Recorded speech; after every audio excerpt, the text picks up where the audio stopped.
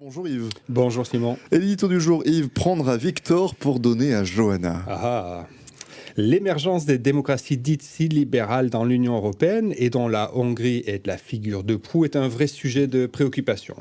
Si ce phénomène alimente la réflexion des intellectuels, à l'image de Sylvain Kahn, qui a livré à ce sujet sur cette radio des éditos aussi clairs que pertinents, la volonté de contrer la montée en puissance de ces régimes guide aussi l'action politique et ce de manière plus inattendue. Comment ça Yves ? Eh bien, tout a commencé le 17 avril à l'occasion de l'intervention du président de la République française au Parlement européen. Emmanuel Macron a porté le fer contre l'émergence des régimes autoritaires en Europe. Sur les principes, il a rappelé que face à cette dérive, la réponse n'est pas la démocratie autoritaire, mais l'autorité de la démocratie. Soit. Mais c'est en pratique que les propositions du président suscitent le plus d'intérêt. On sait que les pays du groupe de Visegrad, la Hongrie, la Pologne, la République tchèque et la Slovaquie, sont très hostiles à l'accueil des réfugiés.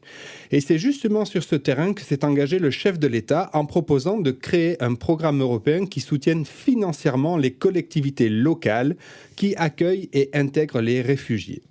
Passée un peu inaperçue, cette proposition est pourtant un puissant levier de contrainte, voire de sanctions contre les États du groupe de Visegrad. Vous pouvez préciser ? Vous savez, Simon, que le budget de l'Union européenne n'est pas extensible. Pour créer un programme financier, il faut donc aller chercher de l'argent dans un fonds qui existe déjà. Eh bien, l'idée est d'aller chercher dans le fonds qui soutient les régions de l'Europe de l'Est, le fonds de cohésion, les moyens de financer les collectivités locales, souvent situées à l'Ouest, qui soutiennent l'accueil et l'intégration des réfugiés. J'imagine un peu pour nos auditeurs, donc on va déshabiller Pierre pour habiller Paul. C'est ça, Simon. Et cette logique a été confirmée quelques jours plus tard par la Commission européenne dans sa proposition de budget pour les années 2021 à 2027. La Commission propose d'établir un budget moderne pour une union qui protège. Et à ce titre, elle souhaite que la politique de cohésion soit réduite d'environ 5% et en même temps que cette politique joue un rôle de plus en plus important dans le soutien apporté à l'intégration à long terme des migrants. En pratique, les villes vertueuses et solidaires des réfugiés seraient récompensées. Or, nombre d'entre elles se trouvent à l'ouest. À l'inverse, les régions moins solidaires, situées à l'est, verraient leur enveloppe fonds de cohésion diminuer.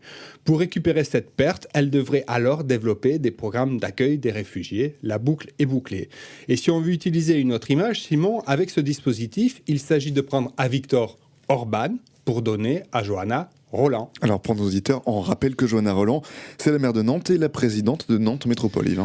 C'est bien ça. Et la leçon à retenir de cette histoire est que dans l'Union européenne, les liens sont si étroits que ce qui se passe à la tête d'un État peut avoir des répercussions sur les voisins, y compris au niveau local. Merci parce que pour cet édito Made in Radio Nantes, la radio du journalisme européen de proximité. Merci beaucoup et à la semaine prochaine.